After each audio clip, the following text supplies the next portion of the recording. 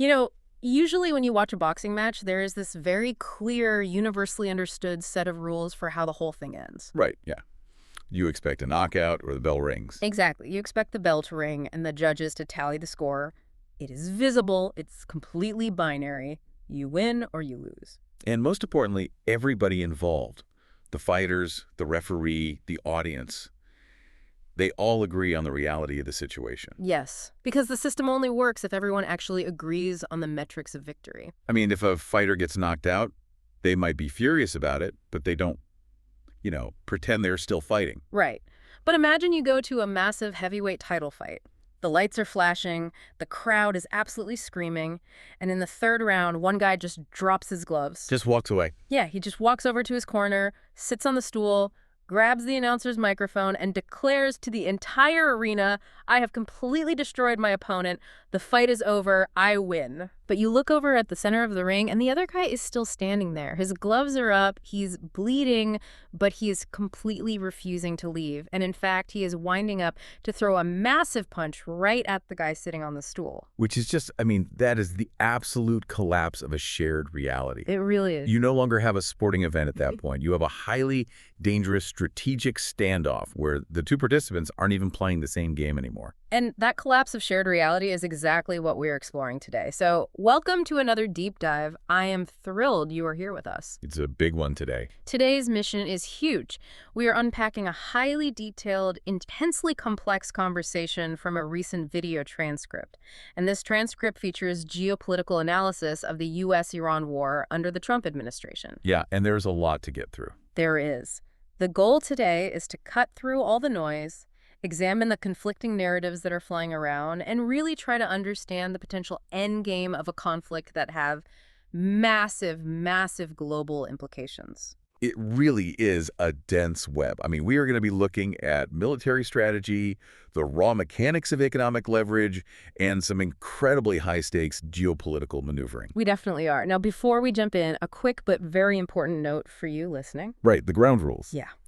The source material we are looking at today deals with highly sensitive, intensely politically charged global conflicts. We are talking about the United States, Iran, Israel, and the Gulf states. The powder keg. Exactly.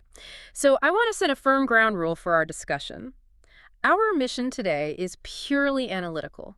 We are not taking sides. No. We are not endorsing any political figures, whether they are on the left, the right, or the center. And we are certainly not here to validate any particular state's military actions. Which is really the only way to do that. Right. We are simply here to extract and examine the facts, the arguments, and the analysis exactly as they are presented in the original transcript. If you let bias cloud your reading of the strategy, you just completely miss the actual mechanics of what is happening on the ground. Exactly. We have to look at the underlying logic being presented by the analysts in our source material, regardless of how comfortable or, frankly, uncomfortable that logic might be. Okay, let's unpack this, because the source material immediately highlights this massive, glaring core paradox right out of the gate. The victory claim. Yes.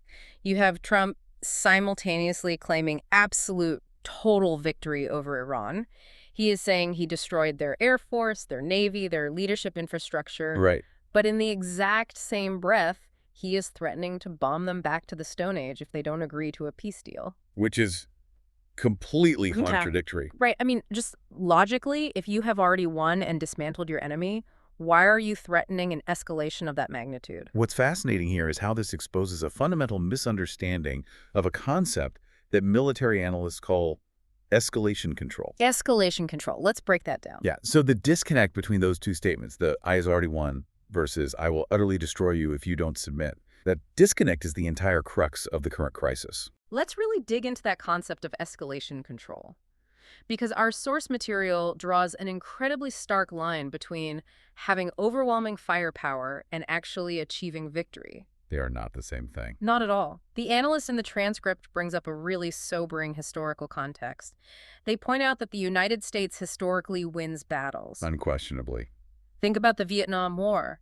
Think about the Iraq War.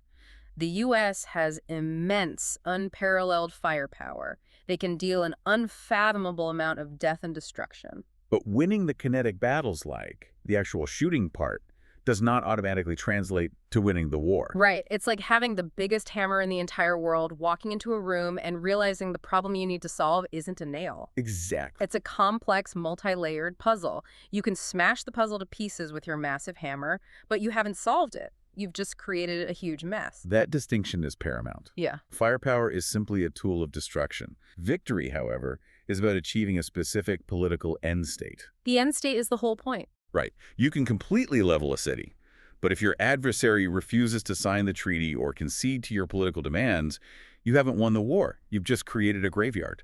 And that hammer-nail analogy actually maps perfectly onto how the Pentagon traditionally views escalation control, doesn't it? It really does. Yeah. The theory is that a superior military power, in this case the U.S., can decide exactly how much pressure to apply. Yeah. They view conflict as a ladder. An escalation ladder. Yeah.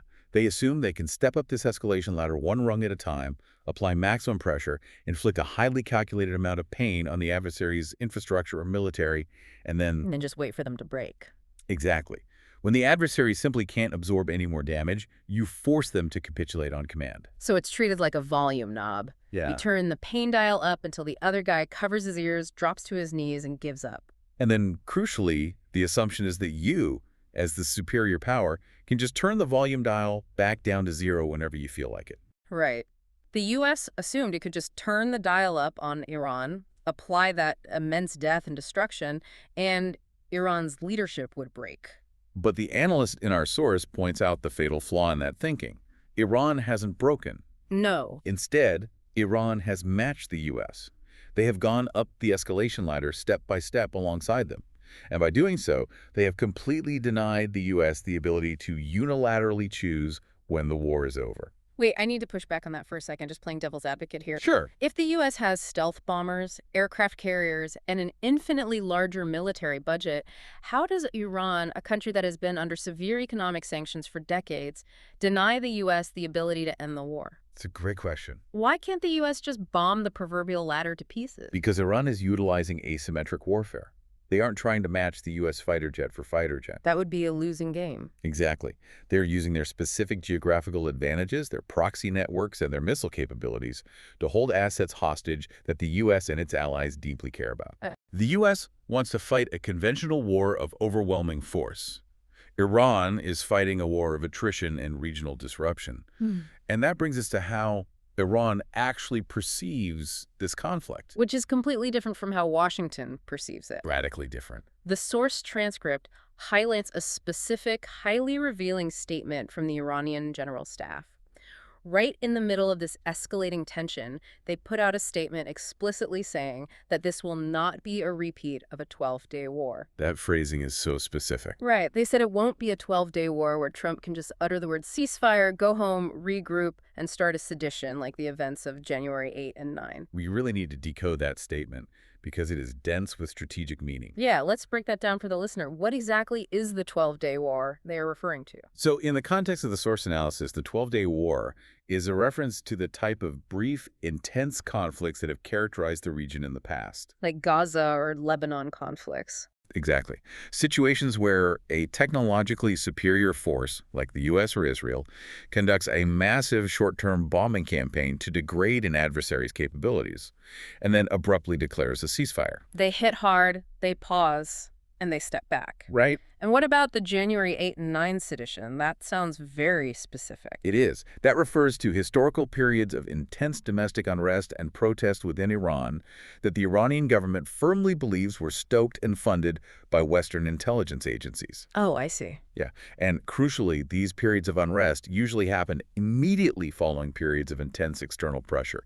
So what the Iranian general staff is saying is, we know your playbook. Basically saying, we know you want to bomb us for a couple of weeks, destroy our factories, declare a ceasefire, and then use the resulting economic chaos to fund a revolution inside our borders. Precisely. The analyst notes that Iran feels they cannot afford to let the United States call a timeout. They refuse to let the U.S. hit them, pause to reload, and return to finish the job later. The timeout is exactly what they're rejecting. Because for Iran, the old status quo is entirely dead. The era of just absorbing the hits is over. Right. Decades of sanctions, the controversial abandonment of the JCPOA, the Joint Comprehensive Plan of Action, the Obama-era nuclear deal, and now these direct, kinetic attacks on their soil. All of that has piled up. Yes, and it has convinced them that diplomacy with the West is no longer a viable shield. They are fighting to ensure that what military strategists morbidly call mowing the lawn doesn't happen again. Ugh, mowing the lawn. That is such a terrible clinical phrase. It really is. It basically means you don't ever truly solve the problem. You just regularly drop bombs every few years to trim down the enemy's military capabilities before they grow back. Right.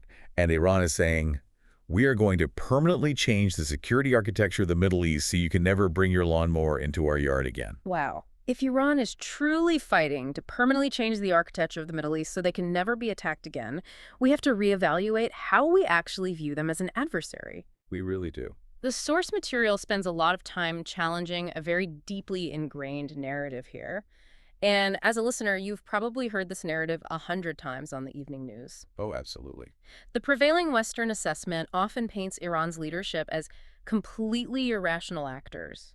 The phrase explicitly used and critiqued in the source is the crazy mullah narrative. Right. The idea that they are just religious zealots who want to acquire a nuclear weapon, burn the world down, and operate completely outside the bounds of human logic. It is a very comforting narrative for Western policymakers, honestly. How so?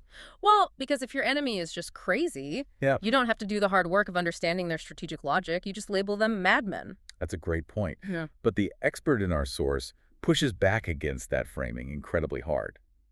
And they use a detailed timeline analysis to dismantle it. Let's talk about that timeline. They argue that if you look at Iran's tangible military actions over the last few years, rather than the fiery rhetoric surrounding them, you see an actor that is highly rational. Highly rational, extremely cautious, and prioritizing its own regime survival above all else. Exactly. And the most compelling evidence they provide for this isn't what Iran did, but what they didn't do, the missing escalations. This is a crucial point in the transcript. Think about this.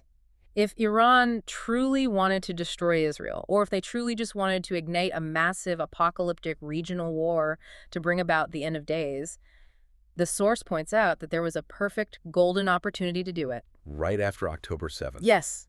That was the moment of maximum vulnerability for the Israeli state. The initial invasion of Gaza was beginning, the entire region was in shock, the Israeli defense apparatus was stretched incredibly thin. And international confusion was just at its peak. Right.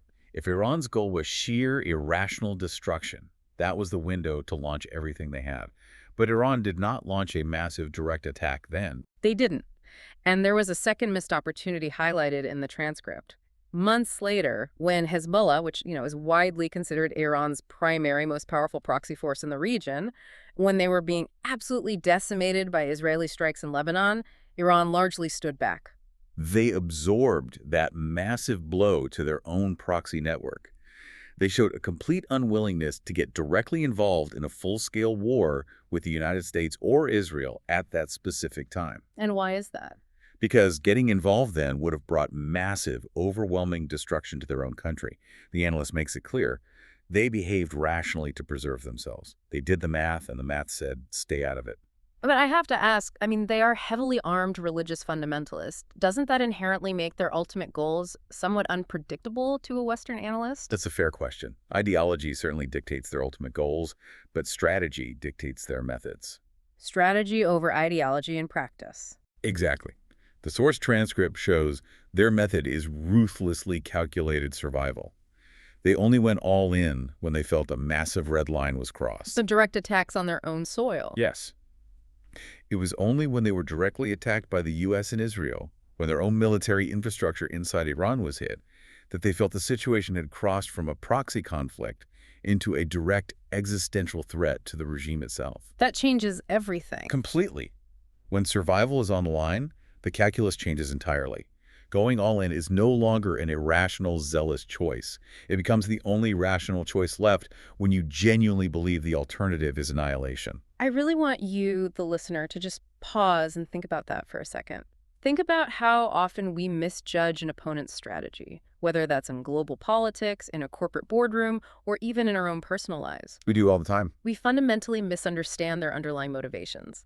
If you treat a highly rational, survival-focused actor like an irrational madman, every single counter move you make is going to backfire. Because you are trying to solve the wrong equation. You are trying to deter a madman, but you are actually fighting a chess player who is backed into a corner. And if Iran is a rational actor fighting purely for its own survival, then their strategy of retaliation makes a terrifying kind of logical sense. Terrifying is the right word. Especially if you happen to be one of their wealthy neighbors. Because this conflict doesn't happen in a vacuum. No. This is where the mechanics of the conflict spill over its own borders in a very tangible, very dangerous way. The source material uses this incredibly vivid analogy to describe this dynamic. They call it the cartoon punch. I love this analogy. It's so good. You know those old slapstick cartoons? Character A punches character B in the face, but instead of punching character A back, character B turns around and punches character C, who is just standing there innocently watching the fight. It perfectly captures the indirect retaliatory loop that Iran has engineered. The transcript gives a real-time, terrifying example of this. The U.S. strikes an Iranian bridge. It's a direct, kinetic hit on Iranian civilian and military infrastructure. Right. Within hours, Iran doesn't just threaten U.S. aircraft carriers. They threaten to strike bridges across the Gulf, specifically naming the United Arab Emirates. We really have to look at the mechanics of that threat. Iran is actively, purposefully tying its own survival to the survival of the Gulf states' infrastructure. They are holding their neighbors hostage. Exactly. They are saying to Washington, if you break our toys, we will break your friends' toys. Wow. And there is a chilling quote from former Iranian Foreign Minister Abbas Araghchi that is examined in the transcript. Oh, right, the Stone Age quote. Yes. After Trump threatened to bomb Iran back to the Stone Age, Araghchi posted a response saying, "There was no oil or gas being pumped in the Middle East back then. Are Americans sure they want to turn back the clock?" Wow.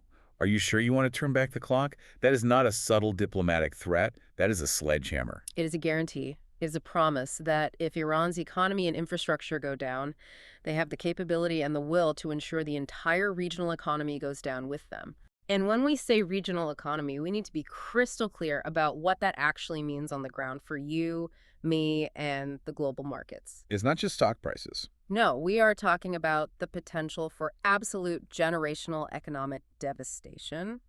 The source points out that Iran has explicitly targeted things like desalination plants. Which is huge. For listeners who might not know, in places like Kuwait, Bahrain, and the UAE, desalination plants aren't just industrial facilities. They are literally the only source of drinking water for millions of people. Right. If you destroy a desalination plant, a modern metropolis like Dubai runs out of water in 48 hours. 48 hours? That's apocalyptic. It is. The energy fields, the critical bridges, the water supply, these aren't just military targets. They are the lifelines of modern nations. Which forces a stark, agonizing strategic choice onto the United States and specifically onto the Trump administration. It's the ultimate test of their priorities. The analysis in the transcript poses the ultimate question.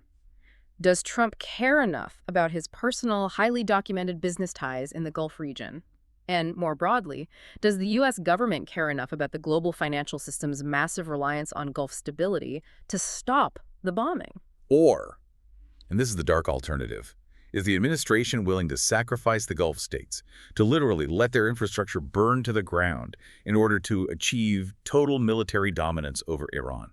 That is a staggering game of chicken. The transcript mentions that Trump's first foreign visits as president back in his first term were to the Gulf and Israel. There are deep, deep economic and political ties there. But if he pushes forward and calls Iran's bluff, the source outlines some absolutely extreme domino scenarios.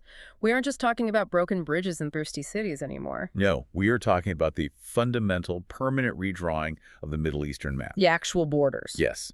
The analyst points out that as a result of this pressure, Iraq has already taken steps to push out Western troops. That's domino number one falling. Yep. But what happens if Iran, feeling entirely cornered and facing regime collapse, greenlights its allied militias in Iraq to cross the border and annex Kuwait? Which has massive historical precedent. The first Gulf War started exactly that way when Saddam Hussein invaded Kuwait. Exactly the parallel the analysts are drawing. Or what if Iran actively works to disrupt the government in Bahrain, stirring up sectarian tensions to completely pull it out of Saudi Arabia's sphere of influence? Borders could change overnight. Governments that have been stable for decades could be toppled. The cartoon punch could trigger a cascading regional collapse that the U.S. would be powerless to stop without committing hundreds of thousands of ground troops. Here's where it gets really interesting, though, because while military dominoes and water shortages are terrifying, our deep dive source material shifts focus to the ultimate geopolitical choke point. The big one. The one piece of water that literally changes the mathematical equation for the entire planet, the Strait of Hormuz. It is the central artery of global energy. Roughly 20 to 30% of the world's total oil consumption passes through that narrow strip of water. And the source highlights a specific report from Tasnim News. Now, for context, Tasnim News is an outlet heavily linked to the IRGC. The Islamic Revolutionary Guard Corps. Right, which is the most powerful branch of Iran's armed forces. So when Tasnim publishes something, it's not just journalism. No, it's a direct, calculated signal from the highest levels of the Iranian military. Exactly. And this report details a mind-blowing plan. Iran and Oman are reportedly developing a joint maritime protocol for the strait. This part is wild. They are publicly saying the strait will reopen to the world, but it will not reopen for Donald Trump or the United States. We really have to stop and recognize the audacity of that. They're attempting to unilaterally carve out an exception to foundational global maritime law. And it gets incredibly specific. The transcript details that they aren't just blocking ships. They are building a toll framework. A literal toll booth. We are talking about charging $2 million per oil tanker to pass through the strait. Unbelievable. If you run the math on the sheer volume of oil that moves through that corridor every single day, the analysts suggest that could potentially generate $80 billion annually for Iran. But how do they actually enforce that? That's the question the analysts wrestle with. You don't just put a plastic toll booth with an easy pass lane in the middle of the ocean. Right. I was just thinking that. How does a country with a relatively small conventional Navy force, massive international shipping conglomerates to pay them $2 million a pop? What's the mechanism? The mechanism is asymmetric naval denial.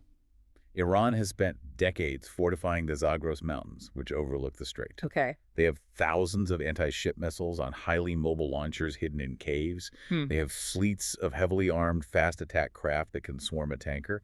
And they have a massive stockpile of naval mines. So they don't even need big destroyers. They don't need a giant navy to enforce the toll. They just need to prove they can sink one single tanker that refuses to pay. Oh, wow. Once they do that, maritime insurance rates skyrocket to the point where no shipping company will dare enter the strait without paying the Iranian toll. It becomes a mafia protection racket on a global scale. That is wild. And as you mentioned, this requires careful translation of what this actually means geopolitically. This isn't just about the $80 billion. Although obviously that is a staggering amount of money. Right. It would instantly revitalize Iran's battered, heavily sanctioned economy. But it's about establishing what the source transcript calls a managed, monetized, and selective strait. Yes. If Iran can successfully enforce this toll booth, it outright kills the bedrock American concept of freedom of navigation. Which has been the defining principle of the U.S. Navy since World War II. The idea that international waters are open to everyone, period, and the U.S. Navy is the ultimate guarantor of that freedom. If Iran sets up a toll booth and dictates who can and cannot pass based on political alignment or cash payments, they have fundamentally altered the power dynamics of the global oceans. They prove that the U.S. Navy can no longer guarantee safe passage. Exactly. But then, and this is where the transcript takes a fascinating turn, the source material throws out this wildly unorthodox, almost bizarre win-win scenario. Sounds crazy at first. Yeah, and the analyst in the video kind of laughs about it initially, but then acknowledges it's actually entirely plausible given the current political climate in Washington. Plausible and maybe even attractive to them. Right. What if Trump just walks away? The ultimate abrupt off-ramp. What if he stands at the podium in the White House press briefing room, claims he completely destroyed the Iranian regime's military capabilities, eliminated the imminent threat to the homeland, and then just says, "I'm done, we won, our troops are coming home." Just declares victory and leaves. And regarding the Strait of Hormuz, he just lets the Gulf states, Europe, and China figure it out. If Iran wants to charge $80 billion in tolls, Trump could spin that as the rest of the world paying reparations to Iran, completely washing his hands of the Middle East. If we connect this to the bigger picture, as jarring and chaotic as that sounds, it actually aligns perfectly with a major, decades-long thread in U.S. national security strategy. Really? How so? For years, Across multiple administrations, there has been a massive strategic push for the U.S. to pivot its focus away from the Middle East and toward the Western Hemisphere and East Asia. The famous pivot to Asia to counter China. Exactly. But to do that, you have to free up the resources. You can't be everywhere at once. That makes sense. That's the cold, hard reality of military logistics. Right. Walking away from the Strait of Hormuz, saying, this oil isn't ours, let the Europeans and the regional powers handle the security, essentially accelerates that pivot. Right. Furthermore, as the source explicitly notes, abandoning the strait acts as a de facto declaration of the end of NATO's traditional reliance on the U.S. security umbrella in that region. It tells European allies, you need this oil much more than we do. You are on your own. Pay the toll or build your own navies. Exactly. It's a massive, historic, strategic retreat masked as a triumphant victory lap. It is. But walking away is a lot easier said than done because the domestic signals coming from inside the U.S. government right now tell a completely contradictory, highly volatile story. The internal friction within the administration is palpable, and the analysts in the transcript spend significant time trying to decode it. Let's look at the military shakeup detailed in the breaking news section of the transcript. This is unprecedented stuff.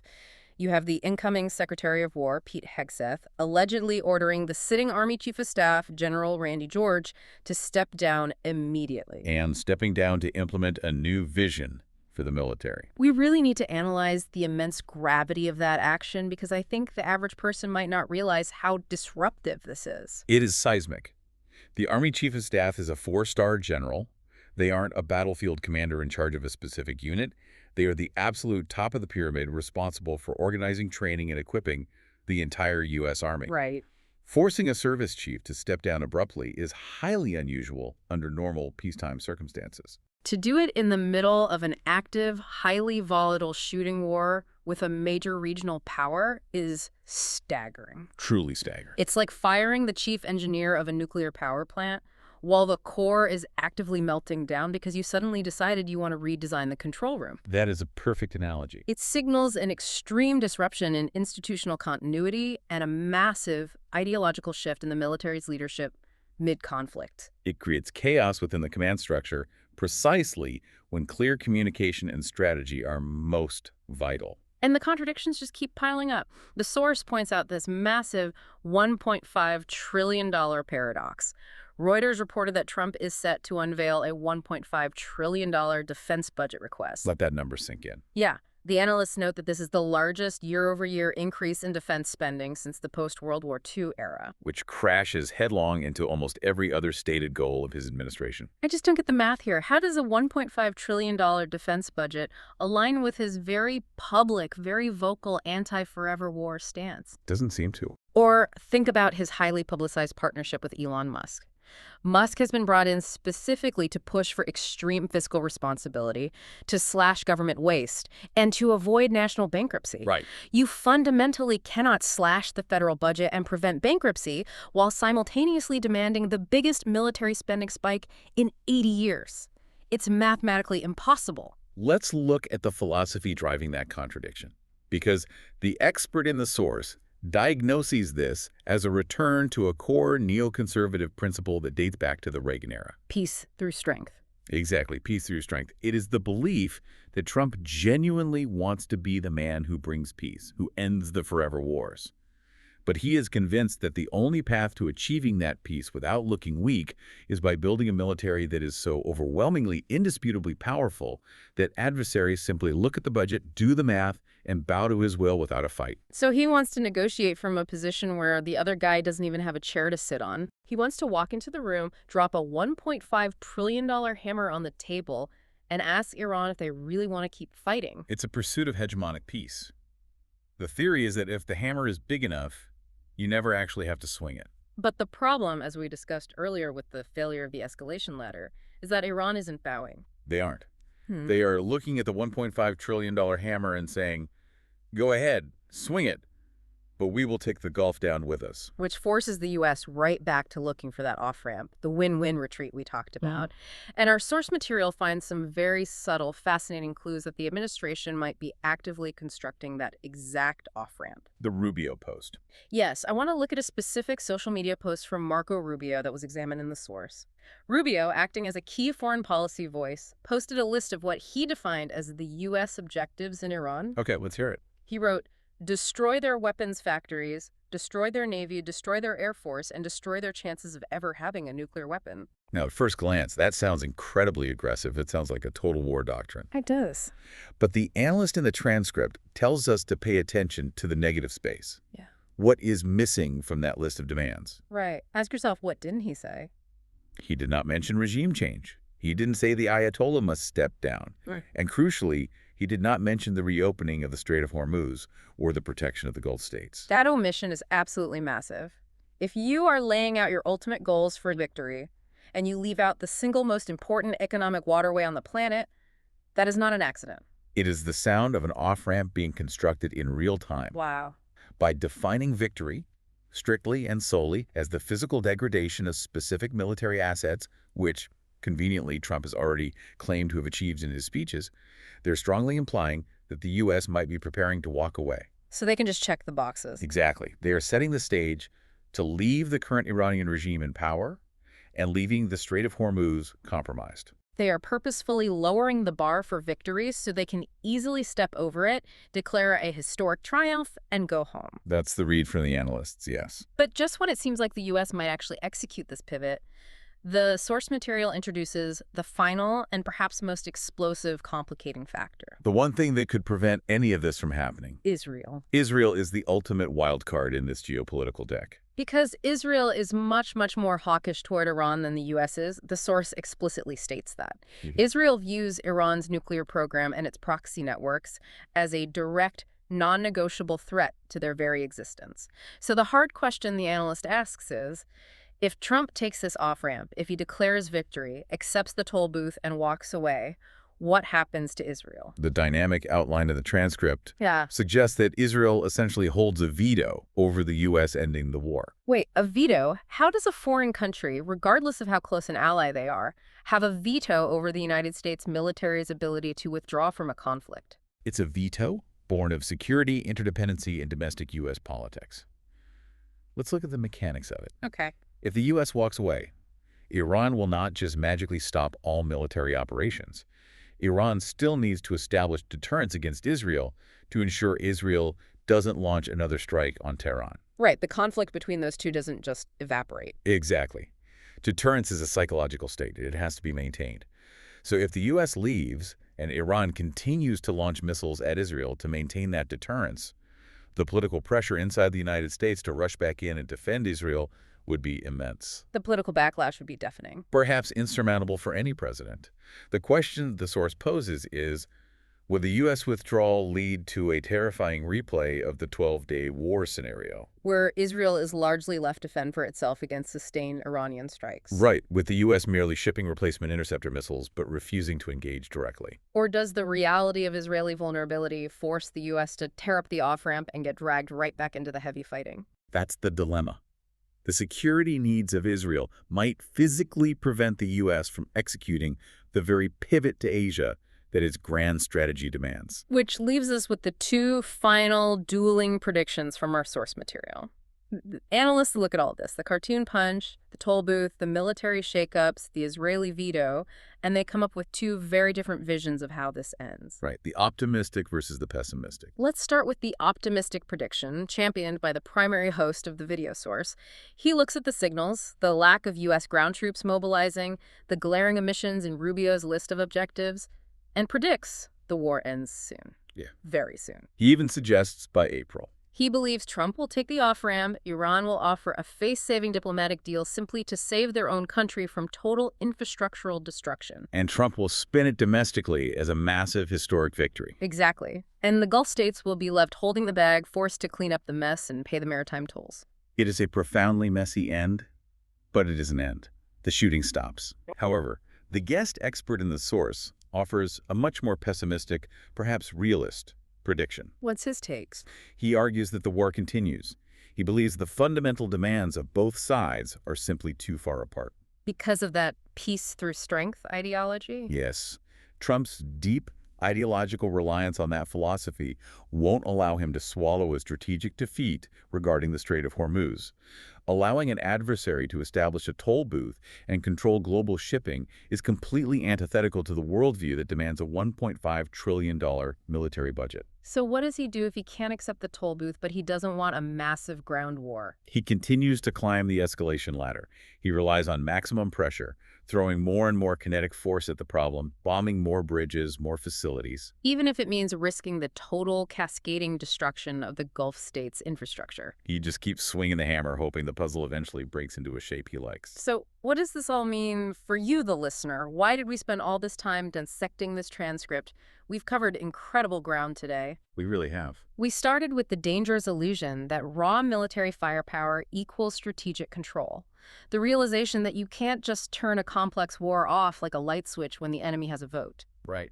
We examine how Iran's actions, which are so often dismissed in the media as crazy or zealous, actually reflect a cold, deeply calculated fight for regime survival. And we visualize the terrifying cartoon punch of retaliation that threatens to plunge modern, glittering Gulf cities into the Dark Ages by destroying their water and power. Exactly.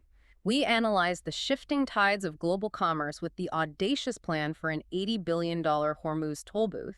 And we unpacked the deep, glaring domestic contradictions within the U.S. military apparatus, where unprecedented spending increases are colliding violently with the stated desired end forever wars. Whether it is the literal price you pay to put gas in your car next month, the permanent reshading of historic global alliances, or the massive shift in how the United States defines its own national security priorities, the outcome of this standoff alters the multipolar world we all have to live in. And this raises an important final question for you to ponder. I'm ready. If the United States successfully executes this geopolitical pivot, if they truly walk away from the Middle East, accept an Iranian-controlled toll booth on global energy, leave their Gulf allies to fend for themselves, and turn their focus entirely to East Asia, does that actually project the peace through strength they desire? Oh, wow. Or does it mark the definitive, undeniable end of the American century in the eyes of the rest of the world? That is a question that completely redefines the game. Remember that boxing match we talked about at the very beginning? Yeah. We are basically watching a fighter walk away from the ring, claiming he won the bout, while the other guy now owns the entire arena and is charging everyone admission at the door. That's exactly it. I want to thank you so much for joining us and taking this deep dive. We'll catch you next time.